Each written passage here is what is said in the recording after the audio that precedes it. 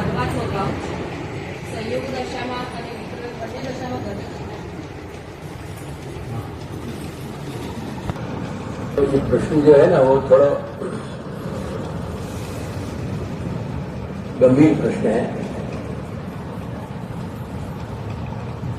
आज के देश काल परिस्थिति में ये समझने की बातें हैं केवल, क्योंकि पिछले 2 दशक में जो समय परिवर्तन भया मैंने बहुत सारी बातें को संदर्भ बदल दिए, कॉन्टेक्स्ट। वस्तु एनी एक है, पदार्थ एनु एक है, क्या कहना संदर्भ बदलवा थी ना कॉन्टेक्स्ट बदलवा थी ना मीनिंग बड़ा डाइल्यूट થઈ ગયા है। तो सर्वात्म भाव जो है ना वो निरोध के बाद की अवस्था है। तो ये केवल समझने की बात है। और मैं छोटे फ्रेम में तो जवाब दूंगा, क्योंकि बड़ी फ्रेम में जाने को कोई मतलब नहीं है।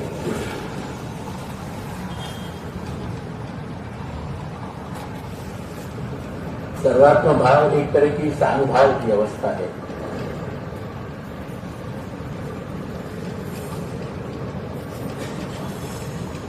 महाप्रभु ने बड़े बहुत ही थोड़े से शब्द में बहुत बड़ी बात सिद्धांत मुक्तावली में समझाई अपन को। गंगा के 3 रूप बताए। एक जल रूपिणी जो भौतिक है, जिसको अपन लैब में टेस्ट करा सकें। एक निग्रह अनुग्रह करने वाली यानी सामर्थ्य रूप जो कृपा भी करे है।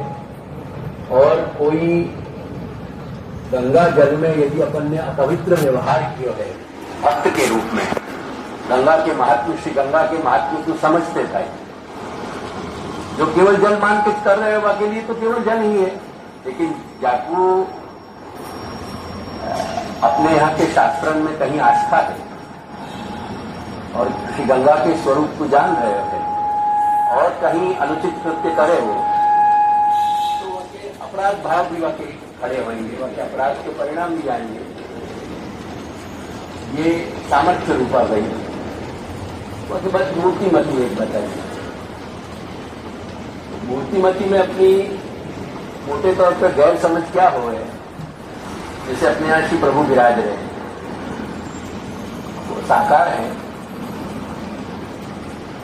गंगा के श्री गंगा के उदाहरण में भी गंगा तीनों रूप में जब तक अपनवासी एक रूपता नहीं समझेंगे, यानी जो जल रूपा श्री गंगा है वही सामर्थ्य रूपा श्री गंगा है, पूरी मूर्तिमती गंगा है। ऐसे ही श्री ठाकुर जी को अपन मानेंगे। पर श्री ठाकुर जी के विग्रह में जो अपन को कहीं भौतिकता की अगर अनुभूति होती हो स्पर्शन में खास करके, वो अपनी सीमाएं हैं, वो अपनी भ्रांति है। क्योंकि प्रभु जो है वो सच्चिदानंद है, आनंद एक स्वरूप है। अब वो आनंद क्या पदार्थ है, बाकी बहुत मीमांसा में बात नहीं समझाऊंगा, लेकिन आनंद कोई भौतिक पदार्थ नहीं है। अगर अपन ये भ्रांति रखते हो तो आनंद जो है भौतिक पदार्थ नहीं है। आनंद अपनी इन भौतिक इंद्रिय सु आनंद के कहीं अगर अनुभव हो भी रहे है तो वो भगवत कृपा के बल से ही होएगा, बिना कृपा के बल के नहीं होएगा। या को भौतिक रूप में भी अपन समझ सकें, या को थोड़ी विज्ञान के समझ की ज्यादा अगर आदत है तो वो विज्ञान के द्वारा भी वह समझाया जा सके। वो मेरा यह वक्त विषय नहीं है। तो सर्वात्म भाव जो अवस्था है वो सच्चिदानंद के संग इंटरेक्ट करने की, सच्चिदानंद स्वरूप की जब अपन सानुभाव अपन कर सके। जैसे वार्तान में अपने बहुत उदाहरण आए, अनेकत्र श्री प्रभु जहां भक्तन से बात कर रहे हैं, सानुभाव करा रहे हैं, मुखार से बोल रहे हैं। जैसे डोगरी को कहते थे कि तू क्या वक्त समय अवसर आए तो तू ले ले, नहीं तो फिर पीछे तू बात करेगी। इत्यादि इत्यादि इत्यादि ऐसे बहुत सारे अनुभव हैं। ये सारे सानुभाव की कक्षा क्या है? ये कक्षा जब अपन अपने पूरे अस्तित्व में अक्षर ब्रह्म को आवेश हो तब वो अवस्था आवे। वो केवल कृपा के बल से आवे। मनुष्य चेतना में भक्ति को उद्रेक होए, भक्ति यानी स्नेह को श्री प्रभु के प्रति, और श्री प्रभु कृपा करें। अब वो एक ही पदार्थ है। श्री प्रभु के स्वरूप में जो सच्चिदानंद रूपता है, जो आनंद रूपता है, वो आनंद ही जब प्रभु की तरफ से आवे तो वो कृपा बन जाए। वो जब मनुष्य चेतना में आके रिफ्लेक्ट बैक हो गए, जब वो वापस जाए भक्ति के स्नेह के रूप में, वो भक्ति कहलावे। पदार्थ एक ही है, क्योंकि आनंद जो आनंद मात्र कर्पाद मुखोदरादि नख शिख भगवान आनंद स्वरूप है। उनको मतलब ये है कि वो आधिदैविक स्वरूप है। आधिदैविक स्वरूप को अपनी जब आध्यात्मिक अवस्था भी नहीं है, यानी जब अपन आध्यात्म को भी स्पर्श नहीं कर पा रहे, यानी भौतिक से जब तक नहीं उठ पा रहे हैं, अक्षर को आवेश होने को मतलब ही है। तनुनवत्व जो बात श्री यमुनाष्टक ने बताई, उसको मतलब ही है। तो ये बात को थोड़ा अपन समझेंगे तो अपने यहाँ 2-3 शब्द हैं, जैसे भगवदीय शब्द भी है। जब मैं ये मानूं व्यक्तिगत अपने मार्ग में जा शब्द के साथ अंग्रेजी के 3 शब्द हैं, वो ज्यादा अच्छे ढंग से समझ में आएंगे। एक यूज है, एक मिस यूज है और एक एब्यूज। अपन ने क्या है भगवदीय शब्द के साथ बहुत वो एब्यूज किया। हर एक को अपन भगवती कहने लग गए, हर एक को भगवती बताने लग गए। भगवत संबंधी होना एक अलग चीज है। भगवदीय को मतलब है भगवान जैसा हो जाए, डाला है वही शब्द तादृश शब्द को मतलब है। तो एक तो बहुत हमारी परिस्थिति मानस स्पष्ट होना चाहिए। सर्वात्म भाव इत्यादि ये सभी चीजें जो है, खास करके सर्वात्म भाव की जो बात है, वह एक तो अब बहुधा ऐसे अवसर में आवे नहीं है, और मैं ये चर्चा बहुत जब प्राथमिकता भी नहीं दूं, प्रेफरेंस भी नहीं दूं मैं, क्योंकि हमारे समझने की सीमाएं बहुत ज्यादा स्फूट बन गई। आज के वातावरण में हम भौतिकता में इतने ज्यादा दलदल में फंस गए, चले गए कि हमको भौतिकता से अतिरिक्त कुछ और हो सके यह अनुसंधान ही समाप्त हो गया। तो सर्वात्म भाव वो अवस्था है कि जहां श्री गोपाल दास जी को श्री गिरिराज के स्वरूप रक्तमय दर्शन भय। ब्रज से लगभग 1000 किलोमीटर दूर होने के बावजूद अहमदाबाद असारवा में बैठ के उनको जो ब्रज की अनुभूति भई, वो ब्रज भूमि भौतिक रूप से वहां है 1000 किलोमीटर दूर, लेकिन जब वो आध्यात्म के स्वरूप में ढल गए श्री गोसाई बाबा की कृपा से, अक्षर को आवेश उनके अंदर हो गया, तो अक्षरावेश के कारण वो अक्षरावेश कभी सामयिक भी हो सके, कभी लंबा भी चल सके, कभी क्षणिक भी हो सके। जैसे गोकुल के चौंटे रंगराजी ग्वाल की जो लीला थी, वो श्री आश्रमदास जी कुछ कितना एक थोड़े से पैच में अनुभव गई। जब उनने वो खोजने के को प्रयास किया, वो अंतरहित हो गई। वो अक्षरावेश जो आता वो वापकत रोहित हो गया। तो अक्षरावेश पे ये अनुभूतियां संभव हैं। जैसे भौतिक भी पदार्थ, हर स्थिति में हर भौतिक पदार्थ को अपन नंगी चमड़ी से जो है अनुभव नहीं कर सकते, बहुत सारी चीजें ऐसी। ऐसे ही ये पूरे अस्तित्व से सर्वात्म भाव की स्थिति को अपन मात्र एक अंदाजा लगा सकें। तो सर्वात्म भाव वो अवस्था है कि जहां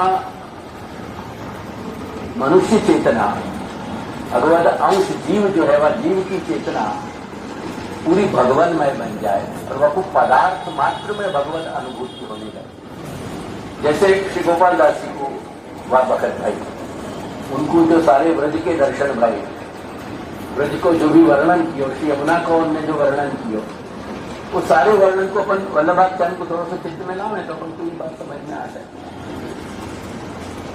अब ये सर्वात्म भाव की अवस्था दोनों ही, जो जहां भगवत सानिध्य है वह सानिध्य में भी, सन्मुखता में भी वो अनुभव होगी। जब परोक्ष है, जो भगवत सन्मुखता नहीं है, या तो अपन दूसरे शब्द में विप्रयोग कह रहे हैं। ये सभी शब्द मेरी दृष्टि से आज हैवी वेट है, इन सबको समझना चाहिए मनुष्य को, और ये भी प्रयास करना चाहिए मनुष्य को कि अगर स्वयं में थोड़ी बहुत समझने की ये कैपेसिटी है तो वह शायद अपन अपने तक में रखे हुआ मानस में, वो ज्यादा अच्छी बात है। या अपने कहीं कोई सजाती ऐसे लोग हैं कि जिनके संग अपना संवाद हो सके, डायलॉग हो सके, अपन जो कह रहे हैं वो सामने वालों समझ सके। जैसे मैं यह वक्त कह रहा हूं, आई एम नॉट श्योर कि कितने लोग मेरी बात की गहराई को, बाकी स्पर्श को समझ पा रहे हैं, लेकिन कुल मिलाकर के यह पराकोटि की अवस्था है। एक तो निरोध की स्थिति ही जो है, या कुछ महाप्रभु स्वयं आज्ञा कर रहे हैं, अहम निरुद्धो रोधे न निरोध पदवींगतः।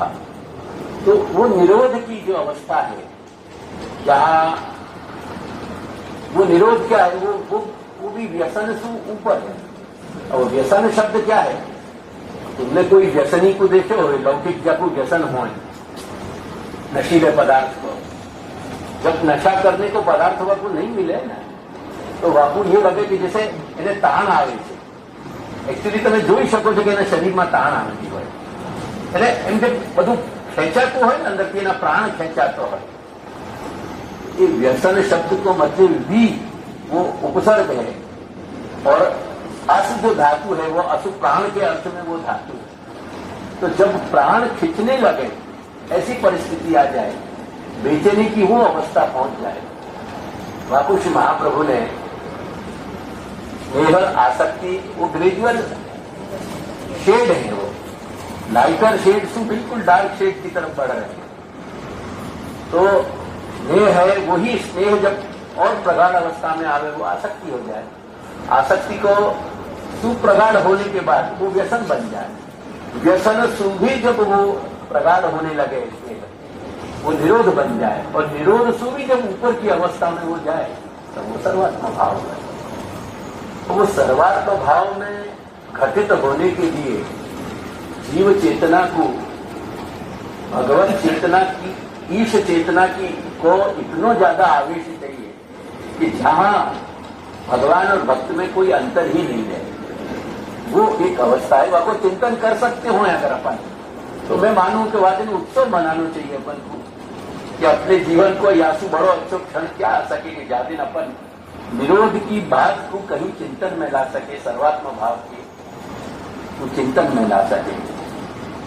यही के लिए या कुछ थोड़ा दार्शनिक रूप में समझने के लिए उपनिषद का भी संवाद है पूरा, वहां को मैं रेफरेंस में नहीं दे रहा हूं, फिर समझा रहे हूं। यही कहां द्वैत की अनुभूति है, कहां अद्वैत की अनुभूति है, कहां अद्वैत से ऊपर उठ के शुद्धाद्वैत की अनुभूति है। द्वैत का मतलब दोपन है, यानी बहुरूपता को अनुभव। जैसे व्यापकतापन जो है सभी स्थूल अवस्था में द्वैत की अवस्था में है, क्योंकि अपन को असंख्य अनुभूतियां, असंख्य अपनी जो इंद्रिय हैं वो उनसे भौतिक ज्ञान हो रहे हैं। तो ये द्वैत की स्थिति है। ये द्वैत की स्थिति जब आत्मचेतना व्यापक बन जाए मनुष्य की, अस्तित्व रहते हैं, तो जीवन मुक्त अवस्था में पहुंच जाए, जब मैं कहूं। अब अगेन जीवन मुक्त क्या है आपको समझना चाहिए। बहुत सारी कठिनाइयां जैसे जैसे मैं आगे बढ़ रहा हूं, अवस्था में भी, समय में भी, और लोगों को कहने में भी, तो लोगों ये लगे कि लोगों के साथ कहने की, संवाद करने की अब कहीं कोई अवकाश रही है कि नहीं, क्योंकि न तो धर्म हमारी आवश्यकता रही, न ईश्वर हमारी आवश्यकता अब रही। कोई कमी नहीं है ईश्वर के बिना, बल्कि तुम देखो कि ईश्वर को माइनस करके तुम्हारे बच्चे ज्यादा सुखी हैं। तो कौन के संग संवाद मेरे क्यों करना? मैं या वक्त आउट ऑफ जॉब है इंसान, मैं आउट ऑफ जॉब। जैसे मनुष्य की सर्विस छूट जाए ऐसे मैं आउट ऑफ जॉब हो गया, क्योंकि मेरा कार्य जो भगवत पदार्थ को बताने को है, वो पदार्थ बताए कौन को जाए, क्योंकि भगवान ही हमारी आवश्यकता नहीं है। हमारी इंद्रियों की स्थूलता इतनी हद पे बढ़ गई है कि केवल भोग के नशा में, वह नशा के उन्माद में से हम बाहर ही नहीं आ पा रहे। अस्त वो एक अलग बात है। तो बहुत सारी चीजें, अब ये द्वैत कौन को बताया जाए, अद्वैत कैसे कहा जाए, वो अद्वैत से ऊपर हटके जब शुद्धाद्वैत की अवस्था है, जहां श्री स्वामी ने कह रही है कि चल मैं कृष्ण हो गई, तू जो है पुतला है, कहीं वृक्ष जो वृक्ष हमारे लिए कहीं निर्जीव है, ऐसे निश्चेतन वृक्ष से भी पूछ रही है। वो सारी स्टेट ऑफ माइंड को, वो स्टेट ऑफ बीइंग को, वो कौन सी अवस्था आती, आपको समझने के लिए जब अपन प्रयास करेंगे तो अपन को शुद्धात्मक समझ में आएगा कि जहां एक होते भय भी हम दो के बीच में इंटरेक्शन हो रहे हैं, दो एक होते भय भी जहां एक स्नेह करने वाला और स्नेह वो पात्र जो है, उन दोनों के बीच में, भगवान और भक्त के बीच में ये एक परस्पर संबंध घटित हो सके, तो वो दोनों ही अवस्था में हो सके। सन्मुख में भी घटित होएगो, परोक्ष में भी घटित होएगो, वो अवतार दशा में भी घटित हो, अनवतार दशा में। अब ये दोनों स्थिति को समझने की भी थोड़ी जरूरत हो क्या। अवतार दशा में जो एक सारा समूह है, वो कैसी स्थिति में है? अब जैसे अवतार दशा में व्रज में जब विराजते तो नंद यशोदा वयस्क जो बालक हते, स्वामिनी हती, व्रज के लोग हते, व्रज के पशु पक्षी वन औषधि इत्यादि हती, इनकी अपनी अपनी अलग अनुभूति आती। जो इनकी अनुभूति आती वो कंस जैसे असुरन की नहीं आती। तो वापखत की अनुभूति में भी फर्क हटो, और वो अवस्था अवतार की अवस्था थी, यानी वहां आवेश अक्षरावेश की जरूरत नहीं होती थी। वो अक्षराविष्ट वातावरण ही स्वयं अपने आप में भगवत लीला को संपादन होता था। तो ये अलग अलग दृष्टिबिंदु से थोड़ा समझने की बात है, लेकिन कुल मिलाकर के सर्वात्म भाव पुष्टि मार्ग की दृष्टि से, श्री महाप्रभु की दृष्टि से जीव चेतना की उपलब्धि को चरम है। जाको अपन स्मरण कर सकें, जाको श्रवण कर सकें, जाको सुनना चाहिए, अपने चित्त में जाको डालना चाहिए। अनवतार दशा में ये सब बातें घटित नहीं हो रहे, परंतु इनको सोच लेना भी, मुझको आजकल कभी कभी कोई पूछे विरल जो सेवा में अभी भी थोड़े अनुरक्त हैं और जिनको बहुत स्थूलता नहीं सतावे, ऐसे लोग मुझको पूछे आज कि हमको सानुभाव कब होए। मैं एक ही बात को जवाब दूं मैं हाथ जोड़ के कि तुम या वक्त या समय में, आज 2024 अंग्रेजन की दृष्टि से कहूं तो, अपनी दृष्टि से कहूं तो अपनो संबंध जो 2081 चल रहा है, वह दृष्टि से या समय में तुम भगवत सन्मुखता भी तुम्हारी हो रही है, वो सानुभाव से क्या कम, बापू तुम सानुभाव क्यों नहीं मान रहे? मैं नहीं मानू कि आज के समय में भगवत सेवा को निर्वहन सही अर्थ में हो। फिर एक लकीर पीटना है या बोझा माथे पे कोई पड़ो गयो, ऐसा कोई भार वहन करना है, इत्यादि इत्यादि इत्यादि सब चर्चा का विषय है। लेकिन यही क्या काम है? तो अगर हम सर्वात्म भाव जैसे कॉन्सेप्ट को अगर विचार भी कर सकें, जैसे बड़ा उत्सव क्या हो सके, सर्वात्म भाव एक भगवत तुल्य श्री भगवान के यानी भगवानमय पूर्ण वातावरण और भगवत तुल्य ईश चेतना और जीव चेतना में जब जहां कहीं अंतर मिट जाए सारे, वो स्थिति में जो एक घटित हो गए जो कुछ भी भगवत अनुभव वो सर्वात्म भाव का, ठीक है। कुछ और जिज्ञासा आती है।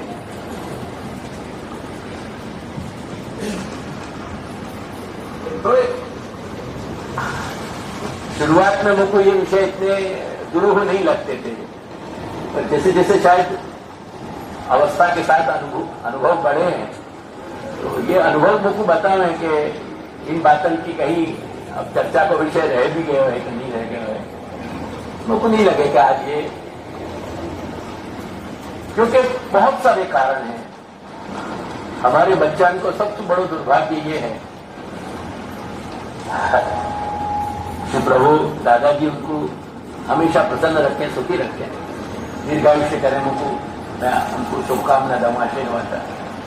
तो सबसे बड़ो दुर्भाग्य उनको ये है कि वो अंग्रेजी माध्यम से पढ़े हैं, उनकी पढ़ाई में कहीं भी कोई आस्था जैसी चीज या मूल्य जैसी चीज कहीं है नहीं। और ऐसे मानस को कहीं कोई पदार्थ समझाना, मैं पदार्थ समझाने की बात कह रहा हूं। अब जैसे एक बहुत मोटो शब्द है भक्ति, कितना एब्यूज भयो है इन दिनों में, और ब्रज में तो ये समझ दो कि या को ये शब्द गटर में डाल दिए गए, ये परिस्थिति भई है। क्या भक्ति शब्द को आज समझने की हमारे अंदर क्षमता है कि नहीं? भक्ति समझेंगे तो भक्ति हमारी समझ में आवेगा। कभी मुझको भी बहुत दुविधा हो कि कौन सी क्या कहूं, क्या बताऊं।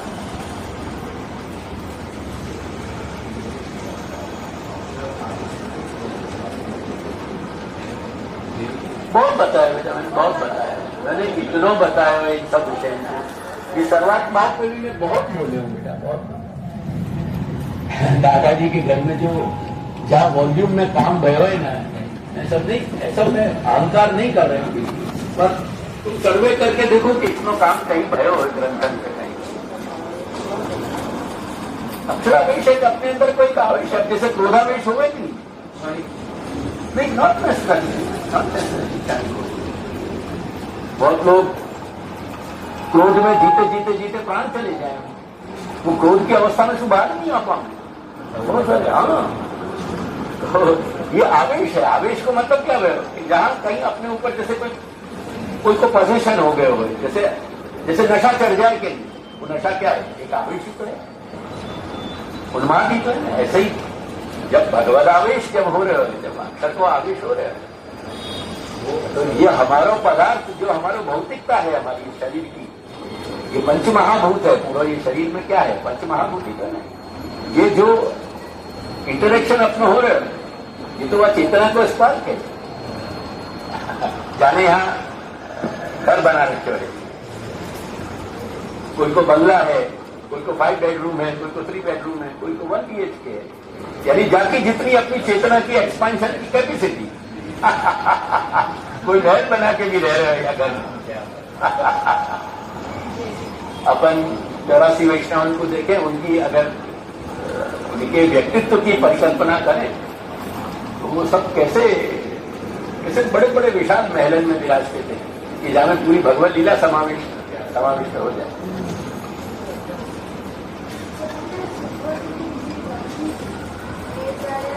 सेवा